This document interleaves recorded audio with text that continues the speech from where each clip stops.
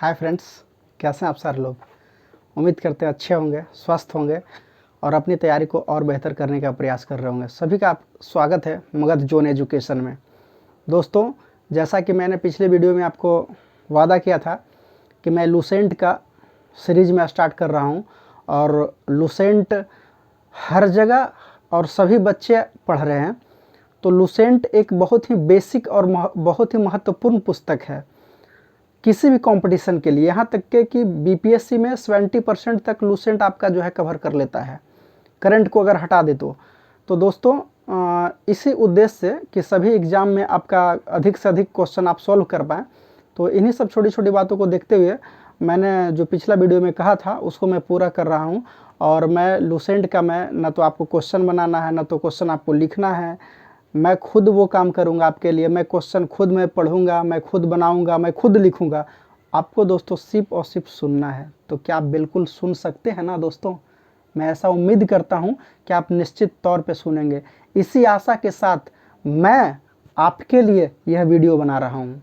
Okay, मुझे उम्मीद है दोस्तों कि आप ज़रूर सुनेंगे और ज़रूर अपनी तैयारी को और बेहतर करेंगे। और इस वीडियो का बनाने का मेरा मकसद है कि आपकी तैयारी को और बेहतर बना सकूं। और आपकी तैयारी को बेहतर करने में अगर मुझे मेहनत थोड़ा सा करना पड़ता है तो मैं बिल्कुल करना चाहता हूं, क्योंकि आपकी तैयारी, आपकी सफलता कहीं ना कहीं मेरे लिए बहुत बड़ी चीज़ होगी। क्योंकि जब आसपास के लोग, हमसे जुड़े लोग अगर सफल होते हैं तो बहुत खुशी मिलती है। इतनी खुशी मिलती है जिसे वर्णन नहीं किया जाता है, वर्णन नहीं किया जा सकता है। तो दोस्तों, इन्हीं कुछ शब्दों के साथ मैं अब इस वीडियो को स्टार्ट कर रहा हूं।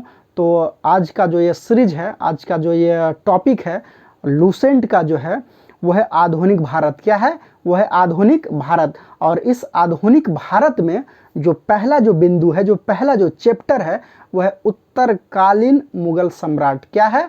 उत्तरकालीन मुगल सम्राट। तो आइए देखते हैं कि उत्तरकालीन मुगल सम्राट से जो महत्वपूर्ण जो क्वेश्चन जो बन सकते हैं वो क्या बन सकते हैं। तो मैं क्वेश्चन पढ़ूंगा, मैं आंसर आपको बताऊंगा, सिर्फ आप सुनने का काम करेंगे। ओके, तो पहला क्वेश्चन आपके निकट ये रहा, बहादुर शाह का पूर्व नाम क्या था? तो आप जान पा रहे होंगे, मैं समझ रहा हूं, फिर भी मैं आपको बता देता हूं। उनका पूर्व का नाम जो था वो मुअज्जम था। क्या था? मुअज्जम। नेक्स्ट प्रश्न है, बहादुर शाह को किस उपनाम से भी पुकारा जाता है? तो शाह ए खबर के नाम से पुकारा जाता है। नेक्स्ट प्रश्न, बहादुर शाह ने किस महिला को जहांदर शाह ने अपने शासन में हस्तक्षेप करने की अनुमति दे रखा था? तो वो महिला थी लाल कुमारी, जो कि एक वैश्या थी। नेक्स्ट प्रश्न, मुगल कालीन इतिहास में किसे शासक निर्माता के रूप में जाना जाता है? तो यह है सैयद बंधु हुसैन अली एवं अब्दुल्ला खां, है ना। नेक्स्ट प्रश्न, लंपट मूर्ख किसे कहा जाता है? लंपट मूर्ख काफी प्रचलित क्वेश्चन है। तो ये जहांदर शाह को कहा जाता है। किसे? जहांदर शाह। नेक्स्ट प्रश्न है, मुगल वंश का घृणित कायर किसे कहा जाता है? ये फर्रुखशेर को कहा जाता है। ये सब रनिंग क्वेश्चन है दोस्तों, कहीं ना कहीं हर एक सेट में आपको देखने को मिलेगा। इसीलिए मैंने सोचा कि ऐसे ऐसे ही क्वेश्चन का मैं कलेक्शन आपके निकट में परोसूं, जिसे कि आप सुन करके बेहतर आप महसूस करेंगे, आपकी तैयारी और बेहतर होगी। चलिए आगे बढ़ते हैं। रंगीला बादशाह किसे कहा जाता है? ये मोहम्मद शाह को कहा जाता है। अब उठता है यहाँ पे एक सवाल छोटा सा, क्यों? तो ऐसा इसलिए उन्हें कहा जाता है क्योंकि जब भी वो सुंदर युवती को देखते थे तो वो जो है मतलब उत्साहित हो जाते थे, है ना। तो काफ़ी उनमें मतलब जो है रुझान सा महसूस होता था, इसीलिए उन्हें कहा जाता है क्या? रंगीला बादशाह। नेक्स्ट प्रश्न, ईरान का नेपोलियन किसे कहा जाता है? तो ये नादिर शाह को कहा जाता है। किसे कहा जाता है? ईरान का नेपोलियन नादिर शाह। नेक्स्ट प्रश्न, तख्ते ताउस मयूर सिंहासन पर बैठने वाला अंतिम मुगल शासक कौन था? तो ये बहादुर शाह कौन थे? ये मुगल शासक कौन थे? मोहम्मद शाह। कौन थे ये अंतिम मुगल शासक? मोहम्मद शाह। नेक्स्ट प्रश्न, पानीपत का तृतीय युद्ध कब हुआ? पानीपत का तृतीय युद्ध 1761 ईस्वी में हुआ। किसके किसके बीच हुआ?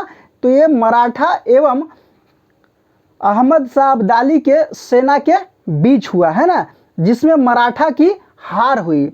नेक्स्ट प्रश्न है, बहादुर शाह जफर को बंदी बनाकर कहाँ भेज दिया गया? तो रंगून भेज दिया गया था। कहाँ? रंगून भेज दिया गया था। नेक्स्ट प्रश्न है, उत्तर मुगल काल में सबसे लंबा शासन किसका रहा? ये मार्वेलस क्वेश्चन है।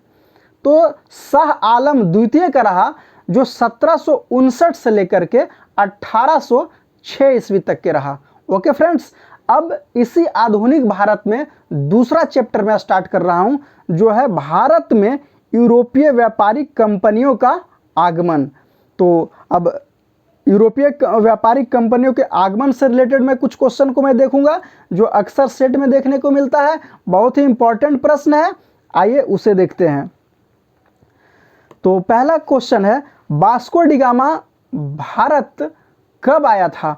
तो ये 1498 ईस्वी में आया था। कभी कभी पूछ देता है इसी को, कहाँ पे आया था?